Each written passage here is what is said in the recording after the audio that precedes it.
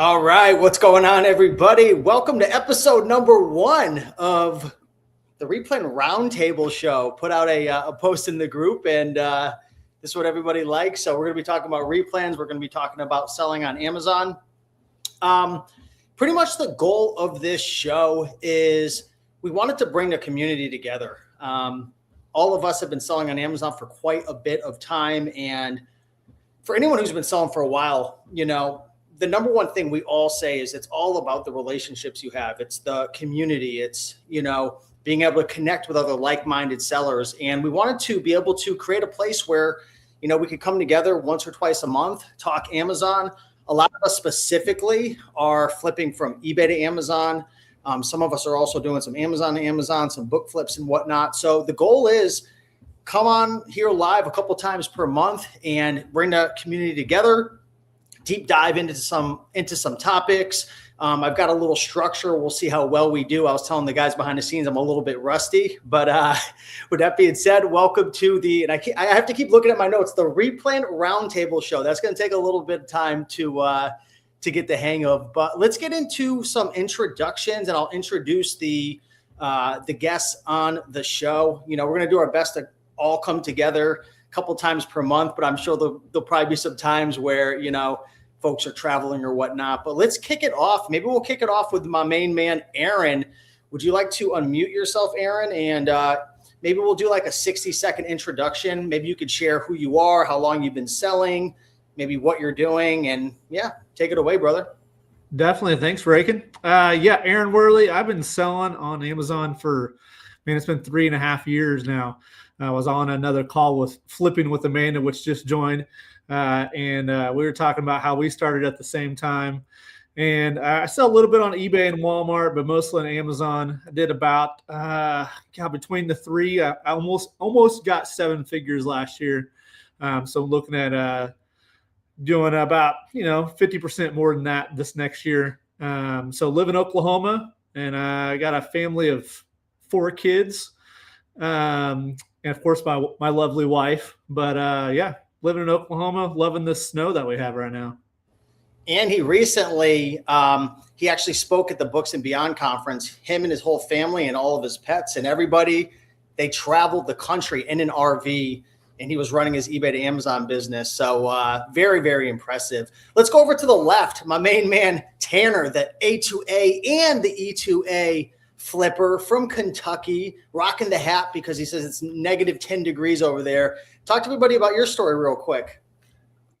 Yeah. I've been selling on Amazon it'll be 3 years in April, but I've been reselling stuff since I was in high school. Like I had an eBay account flipping like video games and like anything I could get my hands on when I was in high school. And then in college, I was flipping like clothes, like streetwear clothes, just to like get by, to have money to go to the bar and whatnot. And then, always had somewhat of an entrepreneurial spirit, and eventually got into selling on Amazon. But Amazon numbers last year, I did 270,000 on Amazon. That's primarily books and media up until this point. And then now I am transitioning into eBay to Amazon. As of this year, I'm 100% eBay to Amazon now. So looking forward to learning from everybody in here and growing throughout eBay to Amazon. And I am from Northern Kentucky area. I also have a 9-to-5 that I work in tandem with my Amazon business. So got a lot going on.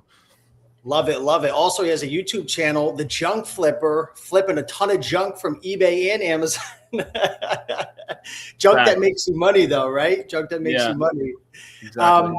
So awesome, Tanner. Appreciate it. Let's just keep going down the aisle in no particular order. We'll jump over to Caleb, who I met Caleb a couple of years ago. He's been coming to a bunch of the different events. Very impressive seller, has grown a lot. Tell everybody about who you are, what you do. And I remember when we first met, it was on a coaching call. You were in your basement, and now you've elevated to an office.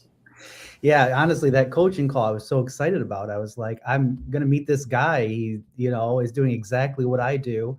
I stumbled across eBay to Amazon through a Google ad, and then luckily joined. Can you guys hear me? Yep, okay. Sounds good. Okay, good. Anyways, I joined the your community, and it helped so much getting questions answered. And, I just say to anybody that has any questions, just ask away. One of us is going to be able to answer the question.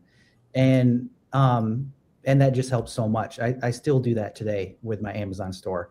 So I did 650,000 in sales last year, which was up from my third year, the year before, which was about 435,000. So each year I've added a little bit more sales, but I'm pretty much strictly eBay to Amazon.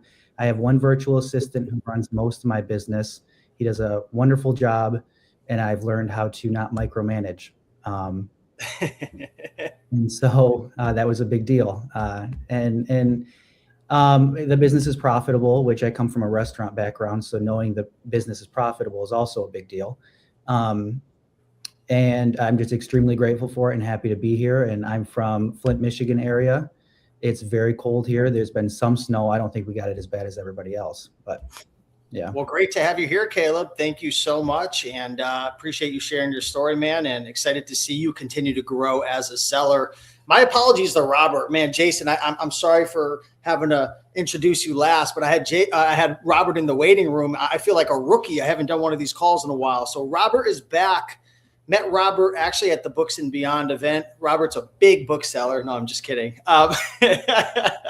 Robert and I have become really good friends, and he's connected with the community. Why don't you introduce yourself, Robert? Who are you? Where you're from? What do you do? What's up? So I'm from New York. I've been selling Amazon since 2019 when COVID happened. All the barbells and gym equipment was like crazy in the pools and all that stuff. Then that kind of died out. Started doing wholesale, and well, that really just failed.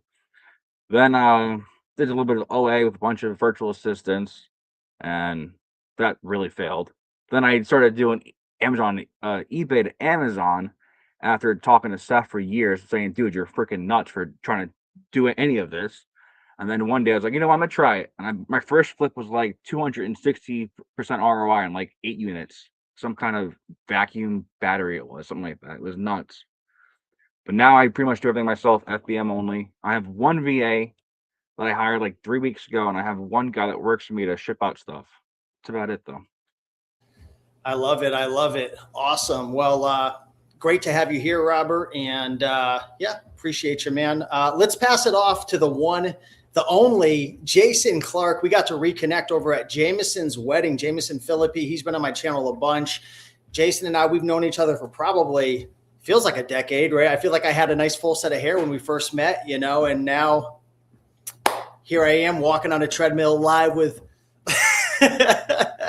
But Jason, talk to people about who you are, man. Share your story, man. Super happy you're here. I think you're muted. Let me see if I can. There we go. All right. Too many screens going on here. I think it's been 9 years since we met, so it's been a journey for you and me. But full-time Amazon. Just finished year 10. It's been a journey, like I'm sure everybody's. You start with the usual stuff, the RA, OA, and look at wholesale and do this and that, and did okay along the way. But like most people with Amazon, you realize that the platform has gotten tougher over the years, and the margins can be really hard. So when I saw your program a few years back, I considered it for a year or so before I jumped in. I wanted to kind of line up a few things, so switched over. Just finished two full years this Christmas in E2A. It was a great decision. So I've been scaling, strategically year 1 to year 2 to now year 3. And things have been great. I'm a big goal guy, and I dial things in and, hit my targets year 1, hit my targets year 2. And, I know we have some big monsters in this community, and, I think I did really well last year, but, I get really excited when I find out there's a few more people above me that I can try to go after. And I'm going after them this year. I know I won't get all of them, but I want to move up to the top 3 or 4. So honestly, I feel like this model is necessary for a lot of people who have even been on Amazon for a long time, because how many $1 million plus revenue sellers have we seen in the last 5 years quit because there's not enough margin? So I'm grateful for E2A, and I'm happy to be here. Awesome. Well, appreciate it, Jason. And I guess, for the folks who are maybe new to the show, I'll introduce myself. I've been selling for about 10 years. I'm out of Connecticut. We just got about 2 feet of snow. I I've been selling for over 10 years. The first 5 years was mostly thrifting and arbitrage and all that fun stuff. But about 5.5 years ago, I started, this crazy world of eBay to Amazon flipping, just like, most of the guys on this panel. And last year I did, I think, close to 750,000. And I'm in the same boat as, I think it was Aaron. You mentioned you're trying to do maybe 50% more this year. I'm already up 165% year to year from January this year to January last year. Because last year I had a terrible year because I really went on vacation in Q4, like at the end of my buying thing. So we'll see, man. I'm kind of in the same place. But all right, guys, with that being said, let's get into it. Really the plan for today's show, and today's almost going to be like a trial and error show. I do have a little bit of structure, and my plan was that we're going to kind of go in segments. So we're going to start off by each one of us going around and sharing one of our wins and one of our losses for the week. And the reason I wanted to do this is because I want to be honest and real. Like a lot of people, they want to start an Amazon business, or maybe they're trying to grow and they think it's just going to be a straight line. It's just all going to be beautiful and rainbows. And the reality is, to be successful in business, you're going to have wins and you're going to have losses. And I think a lot of us can win a lot more from learning from like our fellow resellers' losses and challenges. So we're going to go around the table for maybe about 10 minutes and talk about that. And then we're going to dive deep into the topic today, which is going to be common mistakes that sellers make when analyzing deals on Amazon. So when you're looking for deals and you're thinking about buying it, what are the common mistakes that people make? So we're going to dive into that for about 20 minutes. Then we're going to do about 15 minutes of Q&A, 15, 20 minutes. So if you guys have questions, you can ask them, and I'll be sure to go in for that 15, 20 minute period, and we'll fly through, answer questions. If I see anything, super dire that comes through, I'll definitely ask the group and the panel and whatnot, and then pretty much wrap up the show. So does it sound good? Ready to rock and roll, everybody? All right. Awesome, guys. And I see everybody live in the comments right now. Michelle, I see you. We got Shane in the house. Awesome. We got AG Chick. We got Robert Baker saying, Steve, let me in. I let you in. We got Zolo. We got Squeezer, Kevin. Some of these funny names here that I got to be careful. But let's dive right into the segment, and let's start off with, let's go around the other way. Let's start with Jason. Okay. So Jason, you're a 7-figure seller. You're selling on Amazon. You've been doing it for a while. I know you and I have been talking behind the scenes. You have big plans, right, for this year. Over the last week, right, what's been one big win that you can share, and one loss, or one, not even a loss, but a challenge, something that you feel like can help people who are watching? One of the things I wanted to do in the first couple of weeks, which I did achieve that goal this week, was increasing the amount of replens that I have. Make no mistake, it doesn't matter how much money you made last year in this thing. I'm not saying you need more leads. You should consider wanting more leads. Now, I don't think every single seller wants that, but I had a fantastic year last year, and I only had about 1,450 items in my replen catcher. Wanting to scale, I wanted to have more opportunities. So I put in a lot of hard work to cull through a lot of different brands that I'm approved in, and cull through all the different things that come with kicking out specific ASINs and problems. And I got that up to 5,500 items in my replen catcher. Now, I know a lot of people will say that's excessive. That's okay. I want it to be excessive because it's just opportunities. So for me, that was a lot of work. It wasn't like, hey, I'll just pick a category, download everything in there and go, because there's a lot of negative results. There's a lot of BS. I'm not selling things for $20. There's no money in it. So there's a lot of culling, and that just took a ton of time. Honestly, it took me an hour to a night, probably for about a week, to ramp that up. And at the end of working all day. So it wasn't fun. It was like doing taxes. It was brutal, but I'm already seeing the fruits of that labor. In regards to something that didn't really work out, one, I wanted to finally get a VA on the admin side, but I keep kicking the can down the road a little bit because I need to finish up these little processes and improvements for my 2026. Because if I have 8 or 9 different things on my plate, even though they're small, I'd rather get those done in the next 2 weeks before I jump into what I know will be challenging to find a VA, vet the VA, and then work with them over a period of time. So that just got pushed back, and I'm okay with that. Love it. Love it. Awesome. And we actually had a question, Jason, from someone asking, what are the risks to hiring, foreign virtual assistants and giving them access to your accounts? How truly secure is it? And I'll answer that, on Amazon, you can give user permissions. So if you're going to have somebody access your Amazon account, you can give them specific user permissions so they can't change your tax information. And then on eBay side, your credit card's stored in eBay. So obviously they could purchase on your behalf. I wouldn't give a virtual assistant, for you, Jason, as well. Like when you hire somebody, I wouldn't just give them full access to, all the complete treasure chest, but it's trust over time. You build that trust over time. So there's risk, but, move very, very slow. Caleb, what about yourself, man? I know you've been cold. You've been shivering in Michigan. Yes. Outside of the shivering, what's a big win that you can celebrate? Even if it's a small win, what's something that you can share? And what's a challenge that you went through? Mm-hmm. Well, a big win recently was I stopped micromanaging my VA, checking in every half an hour, asking them what they're doing. I was doing that for quite a while, and I think it put a lot of stress on our relationship. And my VA has done much better in the last couple weeks with purchasing and account management, which is a really big deal to be able to realize that he can run the business and to actually see kind of what Steve's talked about for a long time that have been around, how his VAs run his business. To be getting there is great. And it took me stopping micromanaging to let my VA breathe.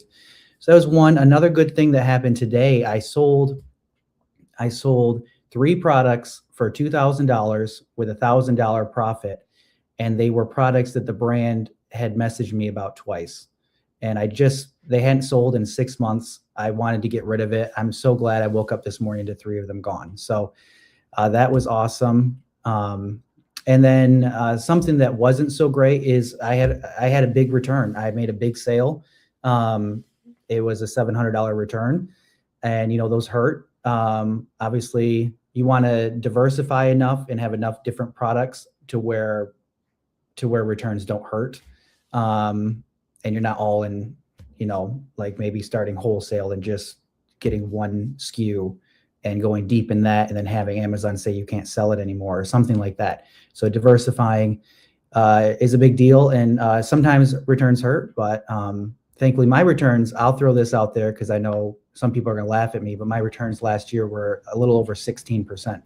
So just FYI, if you have return problems, I feel you. I understand. I've worked through that with eBay to Amazon. Well, awesome, man. And, the honesty and the transparency is super important, and that's one thing that I like to do. I like to share the losses all the time in the group, net profit. I'll get into my losses in a minute, but I love the transparency, and more people need to share the challenges. But also, on a good note, Caleb's buying dinner for everybody, right? Because of that big score. So we're going out for a steak dinner tonight. Big shout out to Rennie in the house. We got Diane watching live. And I'd like to know, before we go into the next person, for everyone watching right now, I know we got about 25 people watching. Drop a comment. What was a big win that you had this week in your Amazon or your eBay business, and what was a challenge? Let's move on to Robert, man. I know you're winning. I know you're killing it. What do you got going on? A win and a challenge? Things this month, basically, it's just been returns. I guess the lots that I've been selling has had high amount of returns. A lot of the products became obsolete over the last 3 months. I've been getting 20 to 30 returns a day to my house right now, which is just, it's pretty bad, but you know what? It is what it is, The other good thing now, I have the VA pretty much doing everything for me that I would like to get done. So he's pretty much spending every day he sends me a text, hey, how much can I spend today? I give him a random amount. Like today was $500, and he'll spend pretty much up to $500 exactly. Which is pretty good. He doesn't really he everything he buys, he'll send me a message, hey, I'm buying this. He'll send me the keep a chart and all the stuff related to the item to make sure it's a good buy before he actually buys it, because he's still new. But so far it's been going great with that VA. Awesome. So you've got the VA that's working out well, and then the returns are killing you. And what did they call it? Returnuary? Is that what they call it? Yeah.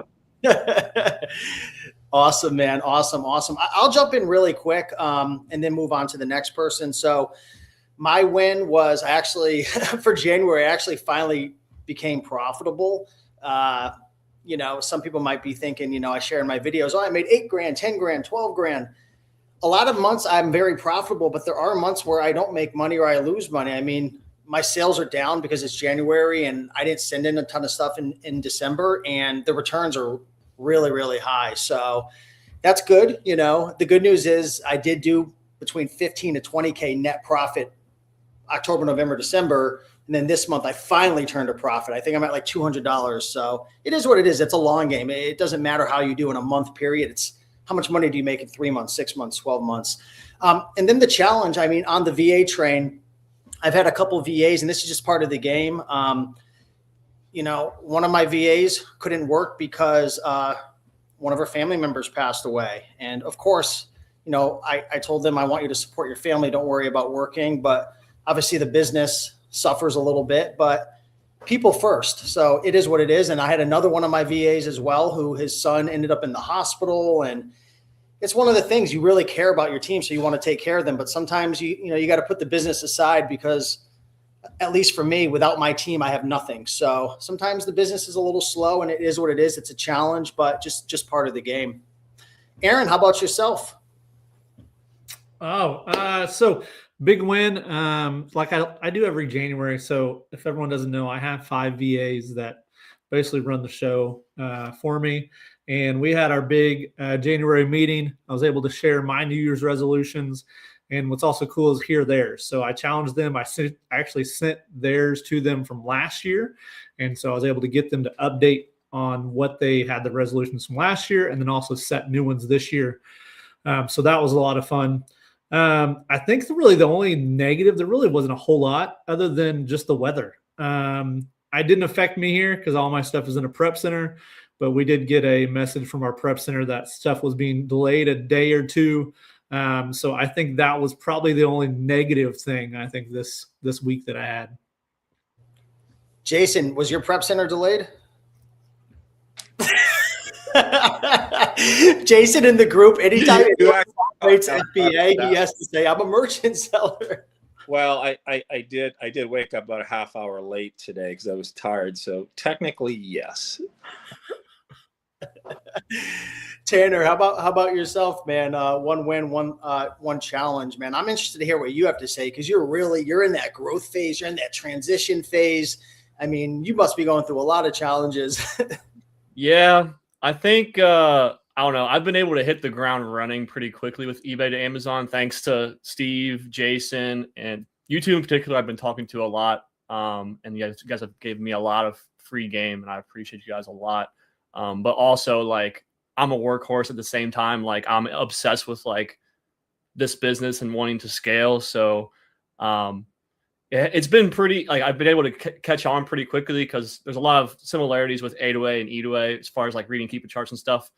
As far as like my biggest one, I feel like I finally have my VA like focused, because I was back in like, I hired her back in like mid-October, and I was teaching her how to buy books A to A, and then I made the decision that I don't want to do this anymore. I want to go in with E2A.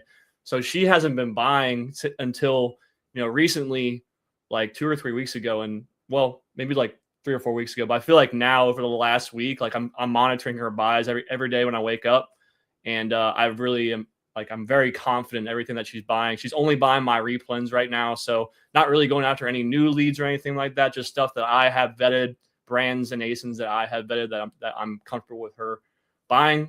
And I have in my my own spreadsheet, there's like a pie chart of like the percentage of buys that I've made, and she's made for the month, and she's up to like 20% of the buys for the month. And my goal is to get her to eventually to buy half of what I'm buying, so that we're, when I'm awake, we're buying a lot. When she's awake, she's buying a lot. So that's been a big win.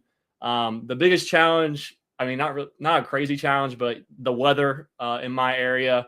I am merchant fulfilled, so I have been having my postman, who I've developed a good relationship with, picking up my orders from my house and taking them to the post office to be shipped out. But he did not show up for like 2 days, so I had a ton of orders. Like, actually, the like Sunday and Monday, the two worst days, had way more orders than usual. So I had to make a couple trips to the post office over those days, which is not an issue. I was doing that before they were picking up and whatnot. But yeah, that was fun. Just the snow, and then having to like get out there and shovel and make a path for my postman, like my beloved postman. So that's been the biggest challenge, I guess. Awesome. Cool, guys. Well, appreciate you sharing the wins, the losses, the challenges.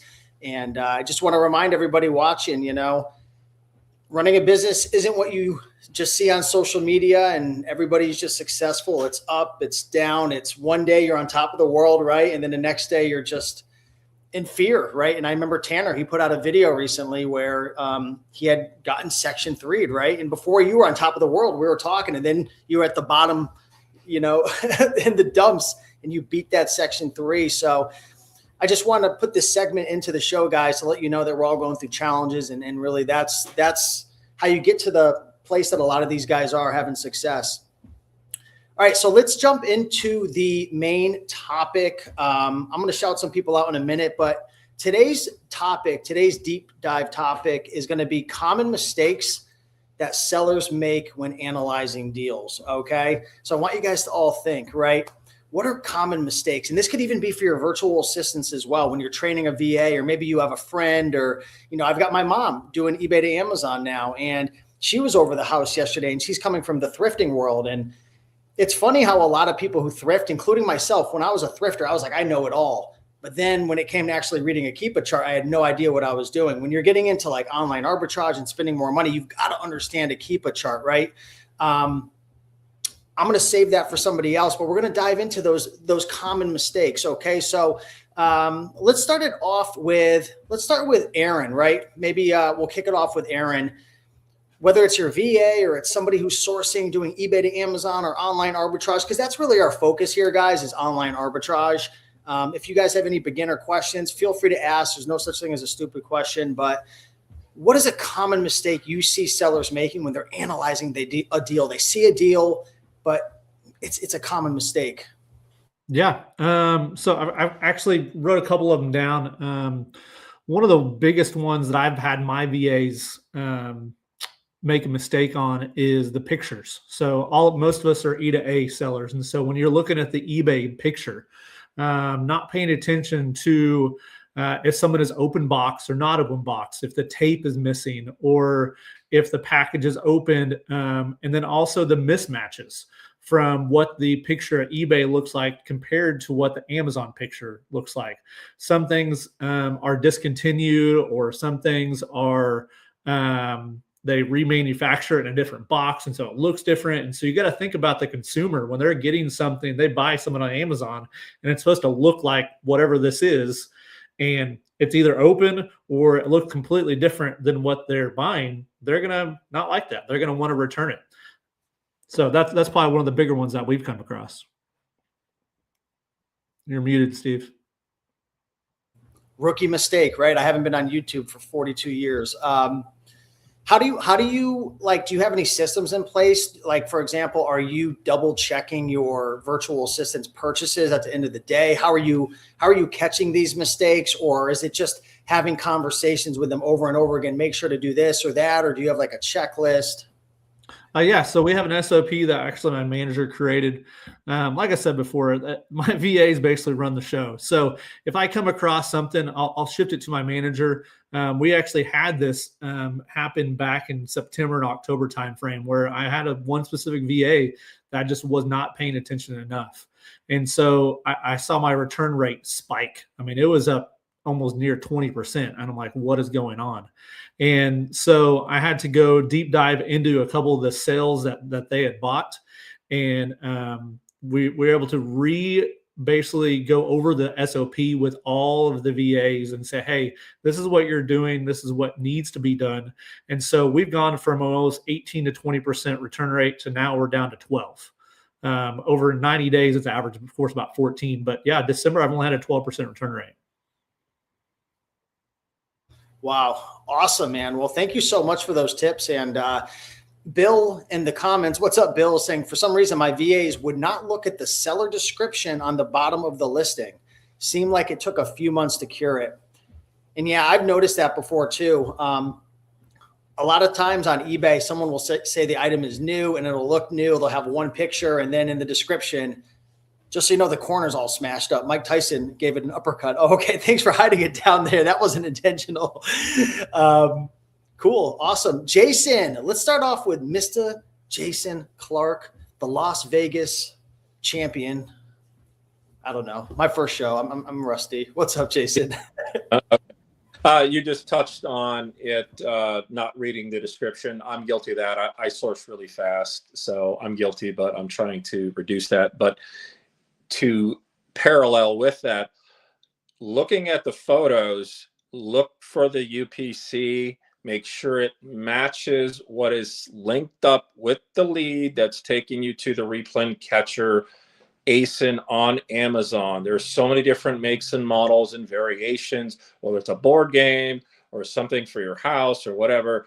And what they'll do is they'll probably copy and pasting, tagging on somebody else's eBay listing. So the eBay description product identifier is showing a different model that is very close, and it's not going to match the exact listing that you think your lead is pulling you to the ASIN on Amazon. It's going to give you false positives. You're going to buy things that won't match. You're going to find brands where one of the ASINs is good to list, and the one you end up getting is one that's restricted for whatever reason.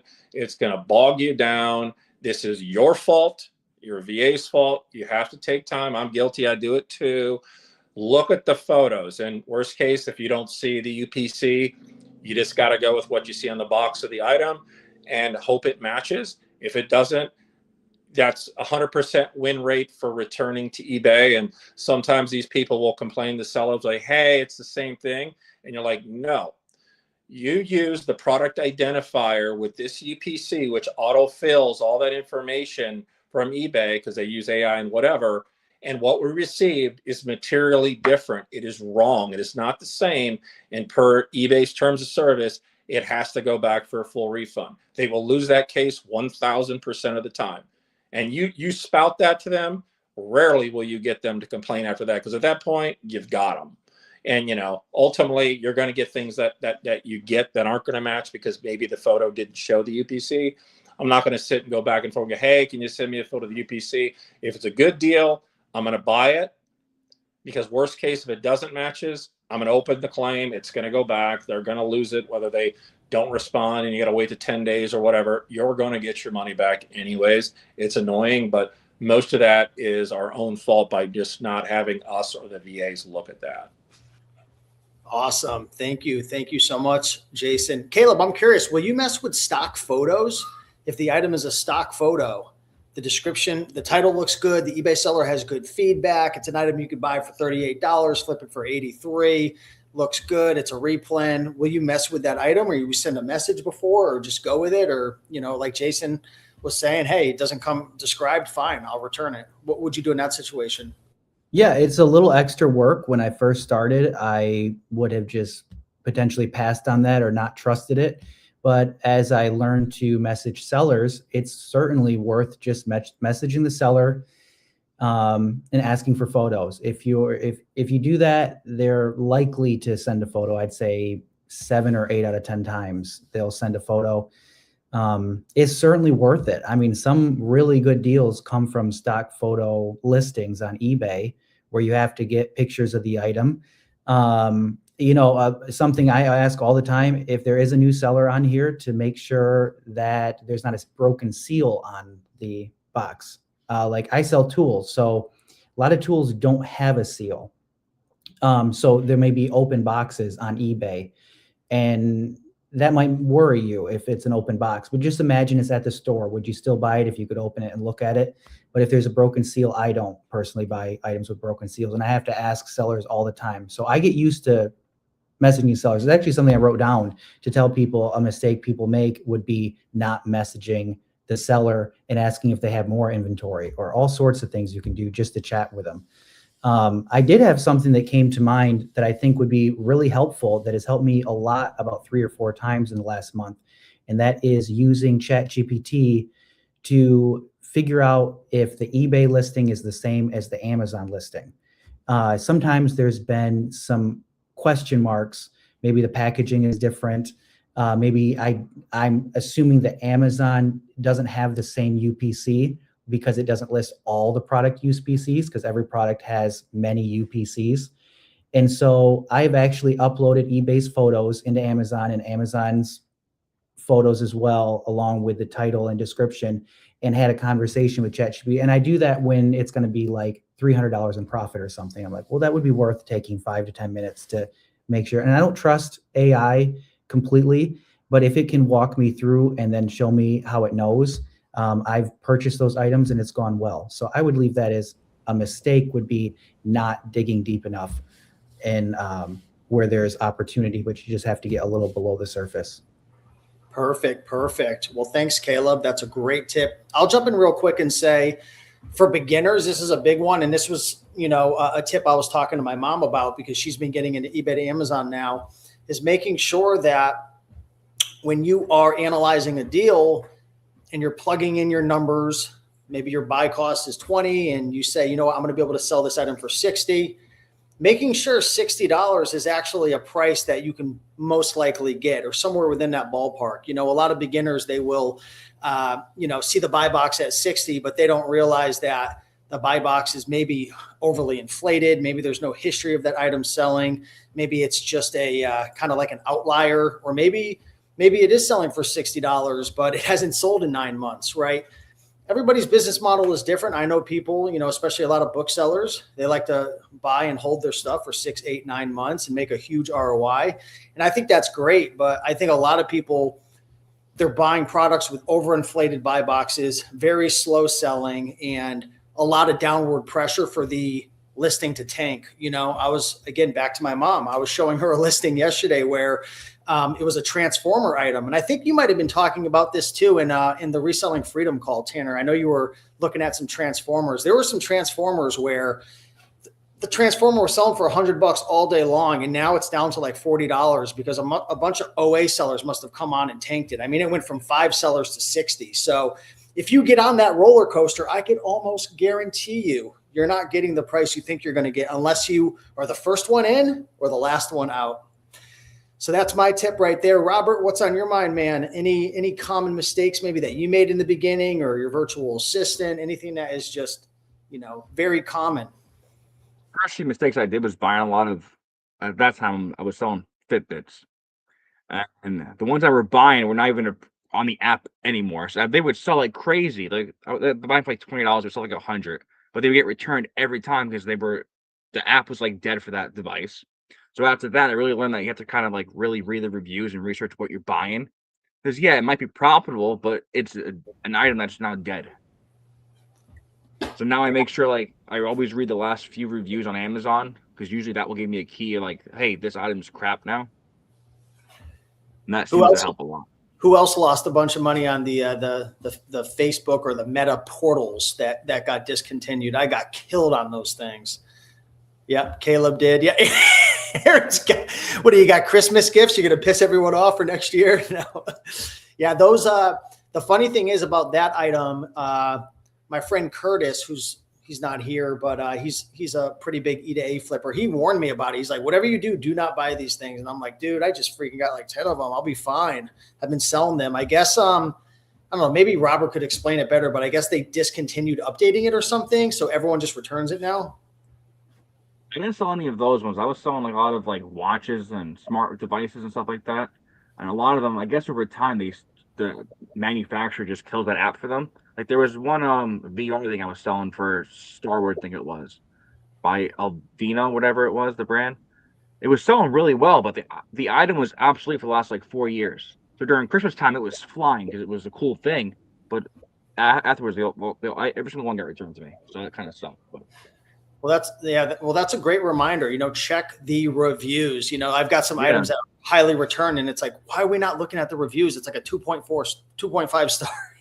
Well, even now, like a lot of the times, if the item sold a lot, it might even have like 4.5 stars, but the last like 10 reviews are just saying it's dead, the item. So you have to really check the last few reviews. Gotcha. Yeah, I got to add that into my SOP.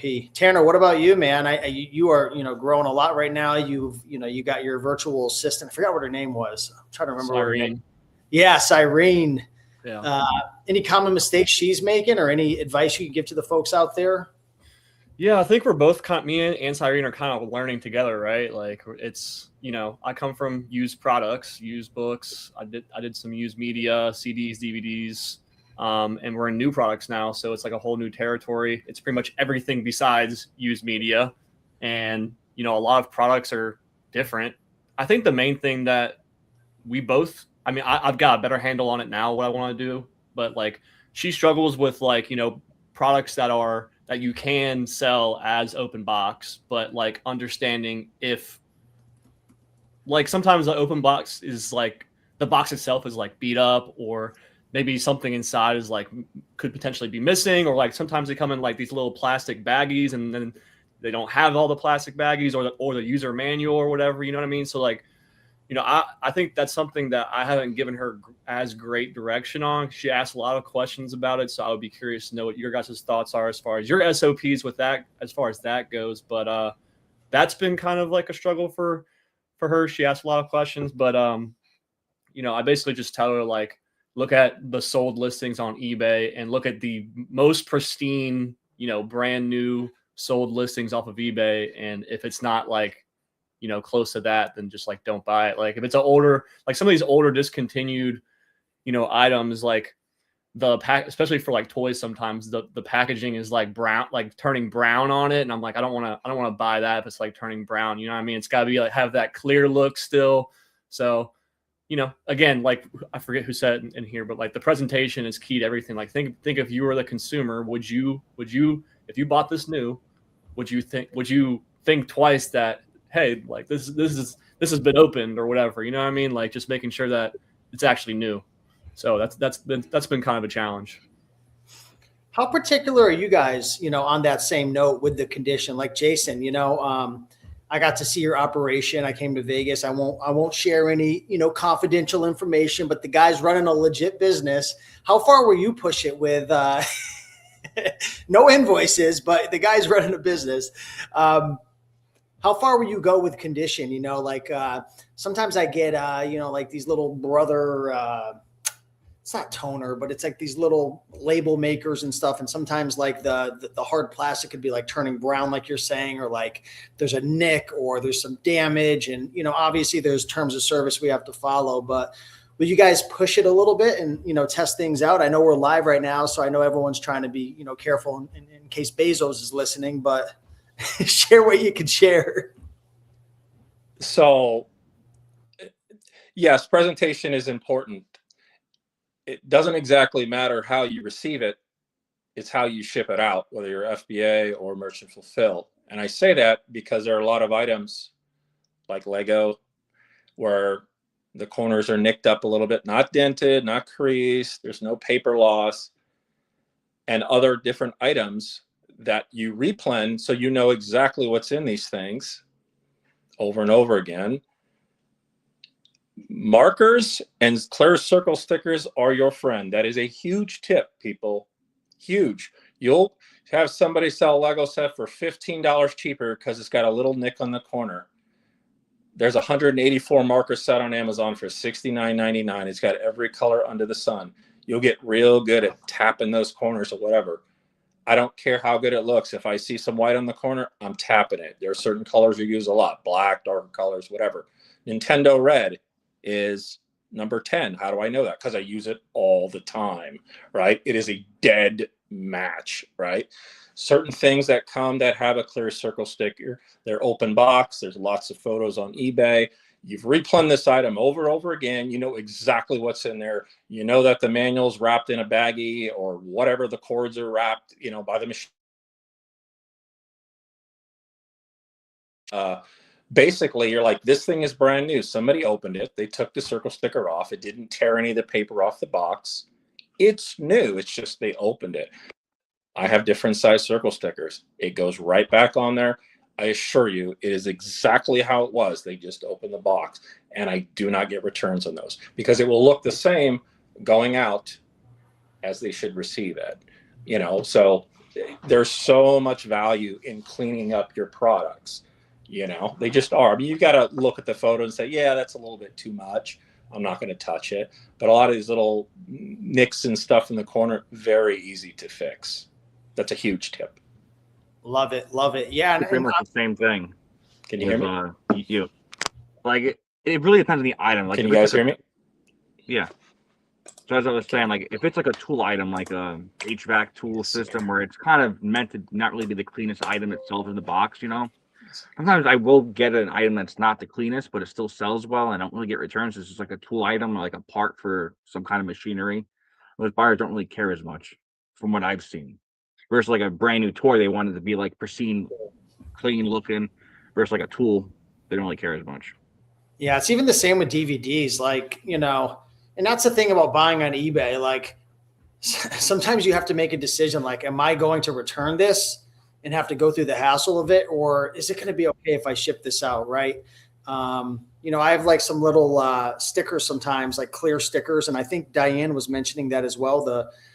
She says I love the circle stickers that, you know, I'll put over like a little nick, or what are those, like white stickers that are like childproof? I forget what it says. It's like I forget what it says. I don't even prep my stuff anymore. I have little auto prep doing it. So like, I can't remember these things. It's been a year and a half, but I used to put these little stickers over it to hide like little imperfections. But there's a difference between a little nick on a $30 Lego set versus a $500 retired set. There's a difference between a $40 DVD versus a $300 DVD set, which I've sold before. So you've kind of got to weigh it out. Do you guys have Little Owl putting like circular stickers on or anything like that?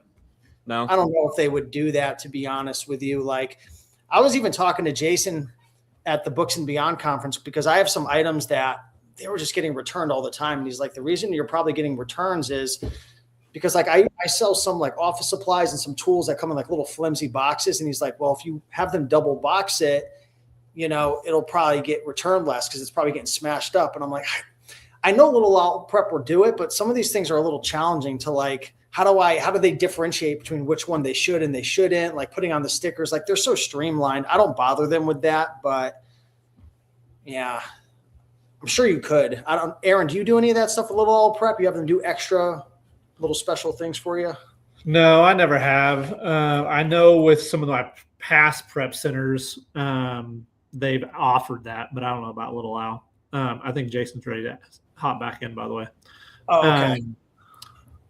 But yeah, I've never had to bother with that. I have, like you said, in the past, when I was prepping much of my own stuff, I did have those little circle stickers. I've never done the markers, so that's kind of cool. Some of the little tidbit.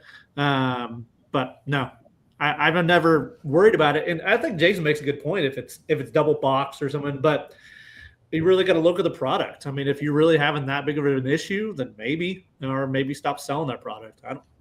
It's kind of what your risk tolerance is.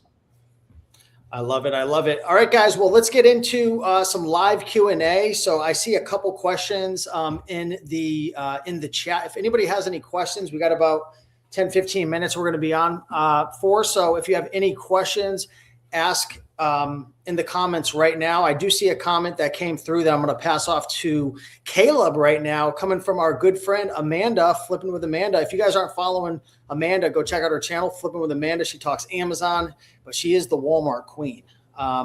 Caleb, Amanda wants to know, what's an underrated category? Okay, we're talking eBay to Amazon flipping right now. What is an underrated category that a lot of people are like, there ain't money in that category? Come on now.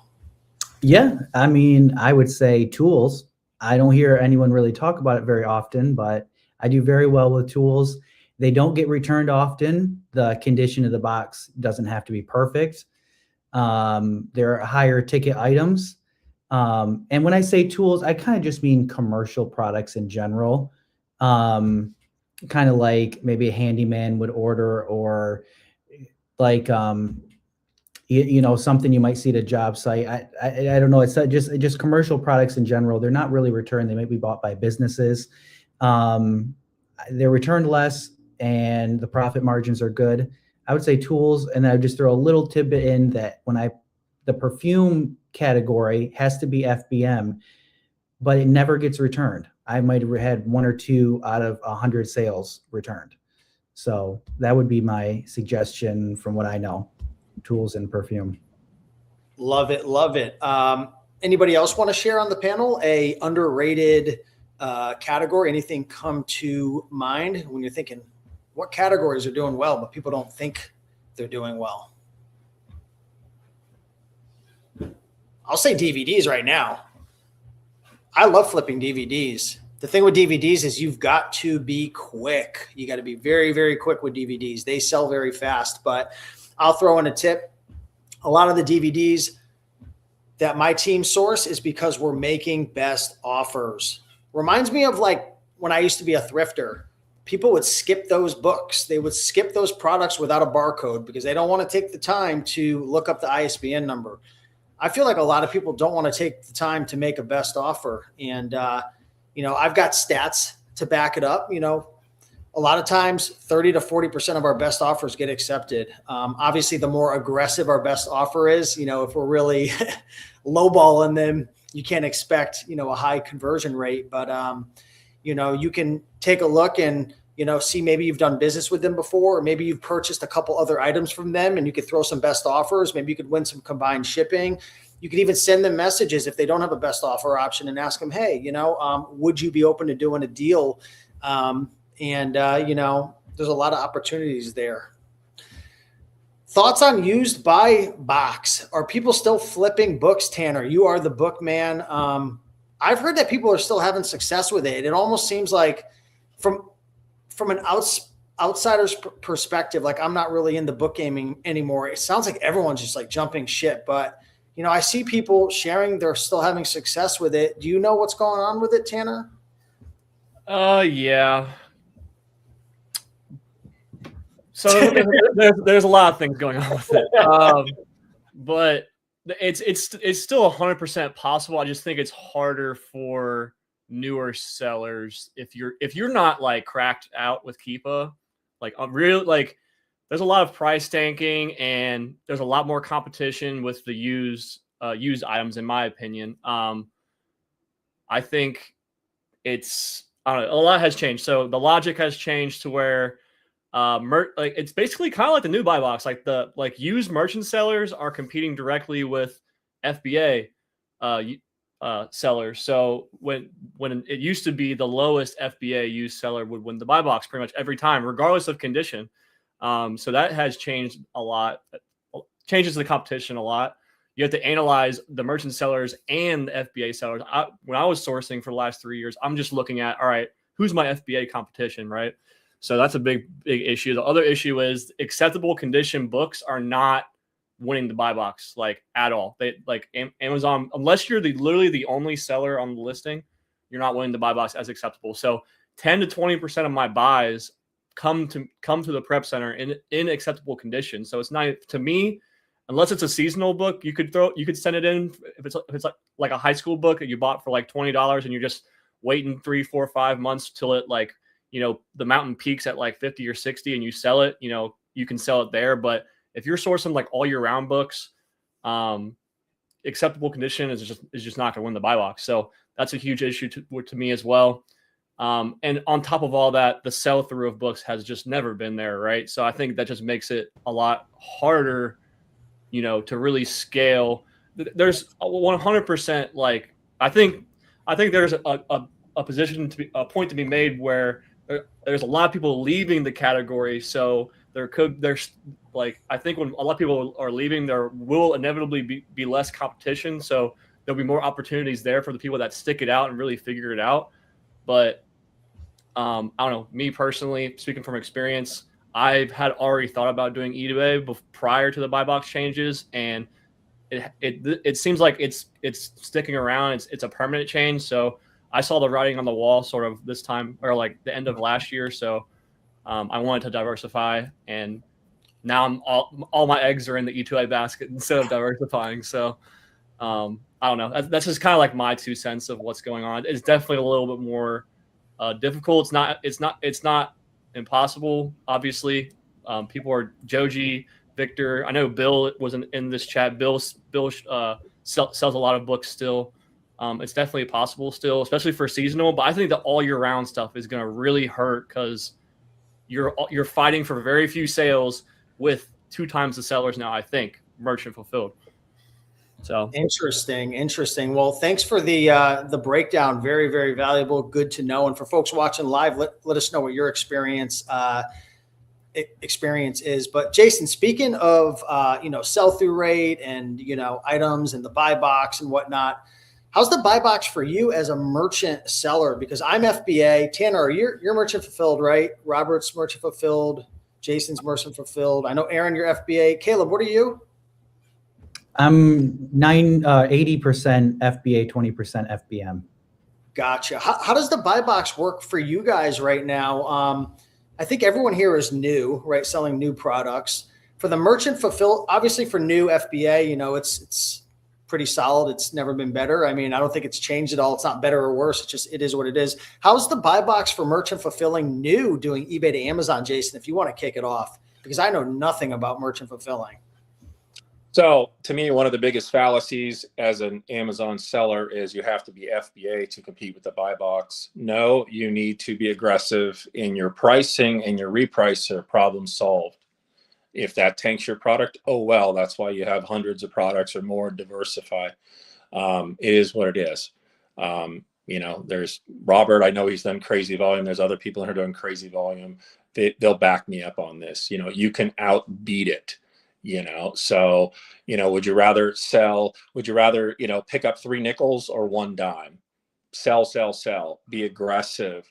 You got to remember there's only so many people looking for that item that day, and if you want to potentially get that sale, you probably need to be in the buy box at least a good amount of time. So for me last year, I was consistently 65 to 71% in the buy box for most of the year, as a 100% merchant fulfill seller, which is pretty crazy.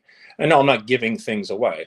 I buy right, I list it below, I have an aggressive repricer, I want it out and gone, right? Sure, I'm going to lose. Some things are going to go down and they're going to tank. That's okay. I'm not running a museum. I'm here to make money. I'm here to turn and burn. Now, if your capital is limited, you may have to slow up a little bit on that aggression because you might get all your money in right away. And, it just depends on how you want to run your business. For me, it's volume. And as you get better using the E2A software and you get better at what you do, you're going to be able to make adjustments. So be aggressive. I don't care if Amazon's on the listing. Sure, I'm not chasing after every listing Amazon's on, but I have no problem going after them. But I will kind of build in a little extra margin knowing Amazon's sitting with 30 plus units. Usually if Amazon's got 30 plus units, it's probably a pretty good seller anyways. And unless I've got a whole bunch of that unit and I'm only got 1 or 2 or 5, whatever, I'm just trying to trickle them out. If I can sell 1 a week, whatever, that's fine. It's not a big deal. Our friend Jameson, I talked to him today, there's so many people play the penny game. Honestly, I think it's a sucker's game. I honestly think it's a sucker's game. I really do. Now, if you're sitting on 300 units and it's going to take 6 months to sell through, yeah, you can't just tank it down really quick trying to sell the first 10 units at a profit because you're going to be sitting with 494 other ones not making anything. So there is a little bit of caveat to that. But if the majority of your stuff, is you got one unit to 5 units, try to be aggressive. Try to get those things out. And I'm not talking medium to long tail items. I'm talking things that sell a decent speed. I'm not saying 100 rank, it's flying off the shelf. I'm just saying normal, decent moving items. I think that's a big mistake from people. They're like, why is my stuff not selling? Because you're not competing in the buy box. Look at Inventory Lab or Seller Board or whatever software you guys are using and to see what your buy box percentage is at a snapshot for your entire inventory. And I'm not saying you have to be at 50%. I'm not saying that. 25, 30, 35 is fine. You're going to move units. But if your buy box percentage is 8%, 10%, 12%, I'm sorry, it's just slow. It's just slow. What is your guys' buy box percentage? I want to say mine's in the 30s. When I did OA and I started 4 years ago, it was like 8%, like you're saying. But I'm curious what your guys' percentages are. It's usually around like 55% or so. How do you And I check use that your FBM. for people who want to But know? also, what a lot of people don't realize though is if you have inactive inventory in your store, that percentage is based off that too. So if you have 1,000 SKUs but only 200 active, you have 800 that's now going to count against you. Oh, really? Even if it's zeroed out? Yep, Interesting. Well, I don't have that problem because I clear out my zeros every morning, which me too. I've Right. blocked in the room plenty of times, so.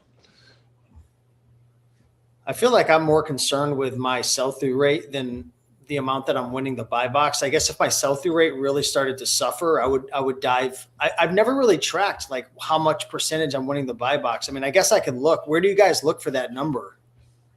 I think your repricer can tell you too. Like I don't know.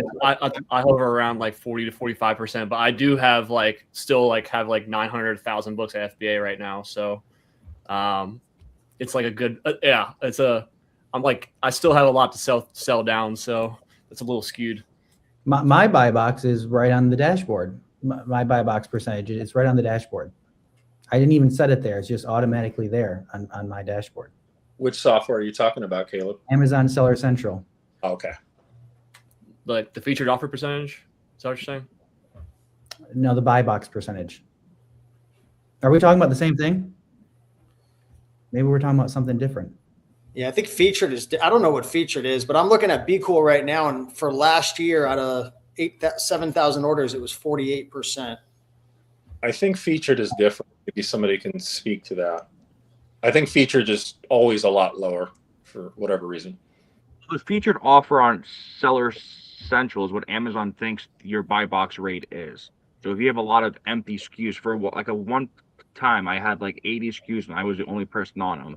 My featured offer on there was like 95% pretty much on that time. But I think what featured offer it is on Seller Central, it's basically the buy box rate that you win.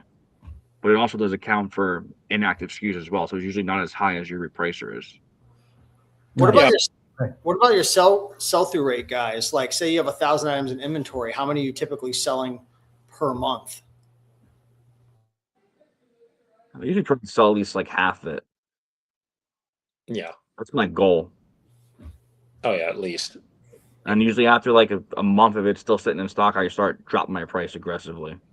But after like 2 months, I just make my minimum price like $10, and if it sells, it sells. Get it I out. was close. I was close to. I think it was 69% in 2025, according to GoToLister. I don't know how accurate that is, but it sounds about right. And I'm the same exact way. I mean, if my stuff doesn't sell within about a month, I get very, very aggressive and that's the difference that everybody has to understand when you transition from like thrifting to spending $20, $30, $40, $50 on an item. Jason, what happens when you buy an item and it sits in your store for 2, 3, 4, 5, 6 months? Is that money that's working for you, or is it dead money? No, and if you're FBA, you're paying storage fees, although not a lot, but multiply that times the other 100, 500 items you had, and those nickels and dimes turn up to $100, $200 a month, and then you get into Q4 where they said, "Hey, we'd like you to welcome us to welcome you to Q4. We're going to triple those storage fees from October 1st to whatever," and then the bill can get really nasty. So I use Informed Repricer, by the way, Informed. And it's right on the dashboard. It'll show you the number of live units you have, any percentage. So like right now, mine is artificially low because I've just been buying a lot of new things and loading them up the last 2 weeks. So it's playing catch up here, and I'm at 41.95%. But normally that's going to be in the 60 to 70% range. So that will catch up once it kind of gets normal for me. So.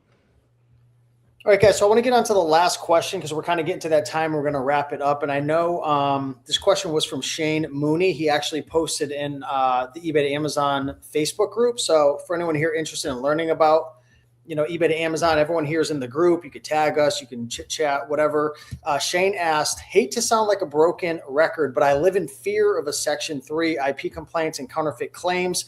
So any pointers they can that the panel can share to avoid these or successfully overturn them, that would be wonderful. So, I mean, maybe we could just go around and kind of end the show with something real positive. Any tips or tricks? For me, I'll start off by saying, I try to stay away from items that are too popular, that are selling too much, that are selling too fast. I try to stay away from listings where you can tell there's a bunch of wholesalers on it. Of course, if the brand's on it, I mean, things that are just way too popular. I mean, I sold over 7,000 items last year, and I don't know the exact number, but I'd probably say 80 to 90% of the items I sold are probably selling less than 25 times a month. That's just my guess. I could be wrong, but I'd say more than 50% of the items are probably selling less than 10 times per month. Caleb, you want to go next? Yeah. Well, what was the question? I just drew a blank right there. What are we trying to do? Yeah.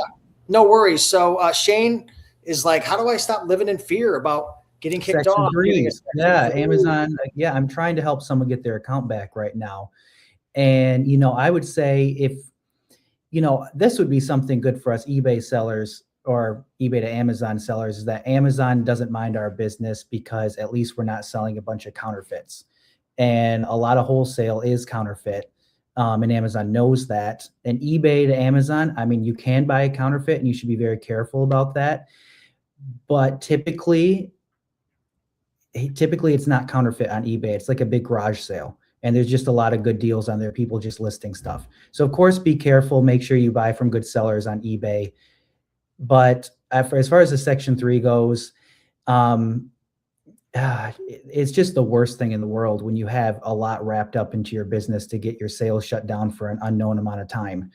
But not having an invoice is nothing compared to selling counterfeits. So just be careful you're not selling counterfeits. If you do something wrong with Amazon, just admit you're wrong, apologize, try to move on, just tell them what you're going to do differently, like the plan of action they ask for, and just be honest. And hopefully you're not making mistakes on purpose. That's what I would, if you do, I would just admit it, that you shouldn't have done that. But if you're not doing anything wrong on purpose, then just talk to Amazon, just talk to them and keep opening cases over and over and over again. And just keep having a conversation about how you're going to do business the right way next time. I've had to do that numerous times with Amazon in different ways, and it's worked out for me. So I hope that helps. Love it. Love it. Anyone else have some thoughts and ideas? I know this is a hot topic. Don't be shy, guys. I know it's our first show. All right. I would say I went through one. So, and I beat it within 6 days. I went very, very hard at it. It was stressful, but it was literally my only priority for that week. But I would say, one, have a lawyer on, you don't have to have one on retainer, but at least have a light introduction to one. So at the Books and Beyond conference, Avery Romer the Romer had mentioned a lawyer, and I think Steve also uses the same lawyer. And I actually reached out to Steve when I got to Section 3, and he linked me with this lady named Michelle, who actually lives in Kentucky. So we got to connect on that because we both live in the same state. She saw my 859 area code, which was funny, but when I called her, but she gave me a lot of really good information.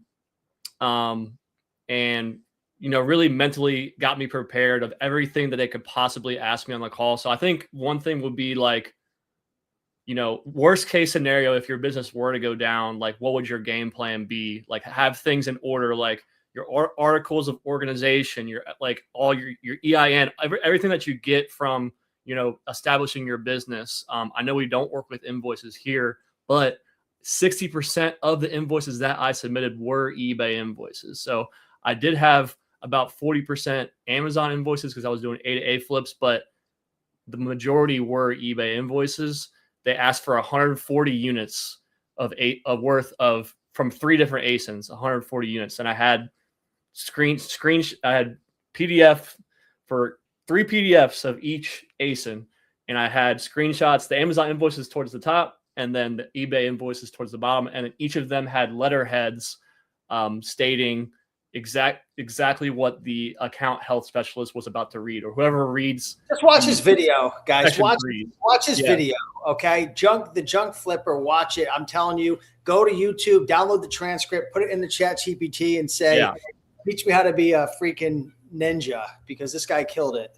Yeah. I would just say, just be prepared. Just think I thought I was invincible and bulletproof until I got Section 3, and it was literally the second week of Q4. So, I don't know, have a lawyer on retainer, be prepared, have your stuff organized.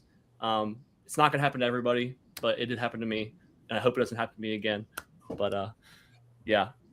Aaron or Jason, talk Shane off the cliff. He's at the edge and he's like, man, I see all this E2A money, but I can't sleep. I want those invoices. I tried to pay for them at the grocery store. Couldn't buy any food for my family, but what are you going to do? Sorry, guys. I put a post out in the group the other day. Some people know what I'm talking about. What are you guys? Talk him off a cliff. Well, first of all, I'm actually happy he's scared, because you should be. And I don't mean that to be negative. I say that to be positive, because you need to go in to this model with the attitude that you're buying, playing defense. So with every single item you buy, you need to go through the motions like it's your first time. What does the seller's feedback look like? He's brand new. He's got stock photos. You know, so if it doesn't smell like smoke, he's got this brand new super hot DVD, like Steve says, and he's got 50 copies and it's 30% below everybody else. That's probably a problem, right? If it looks funny, it probably is. You got to look for keep it drops on everything. Now, once you get used to that, you know, that ASIN for a while, I don't think you need to check, you know, if you're selling a Lego set and everything looks good and you want to sell it over and over again over a period of a couple of months, I don't think you need to check it every single time. But if it's maybe some of these more obscure brands or something, you probably should check it, because they may not have had drops, but maybe now they do. You have to treat this model with the passion to make money, but also the passion to stay alive. You know, I don't think anybody wants to sell counterfeits, right? But I think people don't go through the motions, and you can check feedback and keep it drops and whatever and make a buying decision in 2 minutes. Like, it doesn't, you know, it's like riding a bike. You'll be real fast at it. Good. No smoke. Okay, we're good to go. Right? It's not that hard to make the buying decision once you just learn a couple quick steps to do it, and just wash and repeat every day. You know, I can tell you one of the first things I look at every single morning, and for 10 years, is I look at my account health, the very first thing. And I hate clicking that button in the morning. And it's not so bad anymore, because I know I'm going through the motions of doing all these things every single day, that most likely there probably won't be something there.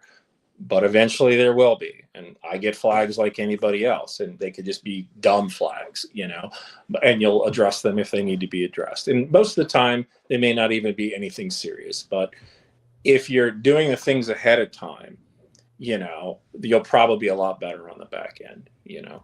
This might have to be our next topic for the next show, because I feel like we can really dive deep into it. And it's probably... It really is. There's so many good sellers in the room that I know are making a lot of mistakes. And I'm like praying, I hope they don't get blown up. I hope it, because they're good and they work hard, and, you know, they want to succeed, and I want them to succeed. And, you know, I could get blown up tomorrow. I can assure you, if I get blown up tomorrow, it'd probably be bad luck. Why? Because it happens to all of us when you're selling on Amazon, and maybe I'll make a mistake and I just didn't catch it. You know, it's going to happen. But I'm actively trying not to do that at scale every single day. And that's fine. And that's the price of admission to get this, in my opinion, incredible model with unlimited amounts of access to product with higher ROI. That's the limited price you have to pay. Just be smart. Just be smart. That's it. And before we pass it off to Aaron, I'll say this. There's two things in common that I've noticed amongst the people who have gotten Section 3'd or got a bunch of IP complaints and actually got eliminated from Amazon. I mean, gone, didn't beat it like Tanner. One, they were flipping a lot of crazy stuff. I'm not going to name names, but there's people that I'm not very close friends with, and there's people I am very close friends with who they're gone. And it's because they were playing with fire. They knew they were playing with fire. They were juggling it. Eventually, something bad's going to happen. And then number two is they did the opposite of what Tanner did. Tanner, when he got a Section 3, he dropped everything. Man, I watched your whole video, dude. You are a psycho. You went laser beam into, I am ignoring everything besides this problem right here. And the people that I've noticed who actually are, I keep saying eliminated, they got a Section 3, is they don't present the invoices nicely. They don't create a nice file. They don't hire a lawyer. They don't treat it serious. And I think for some people, it's kind of like, they're like, you know what? this is the universe telling me it's my time to go. And, you know, I'm not here to get into the universe or religion or anything, but some people are like, it's my time and I'm just going to give up. And 95% of people who don't give up and don't make those mistakes, play with fire and actually fight the Section 3 hard, they win. But there's always a 5% chance of, I always say this in my videos, you could be driving and the car could hit you and you're gone. I mean, there's a risk there. But Aaron, anything else you want to leave off this call with, this beautiful sentiment?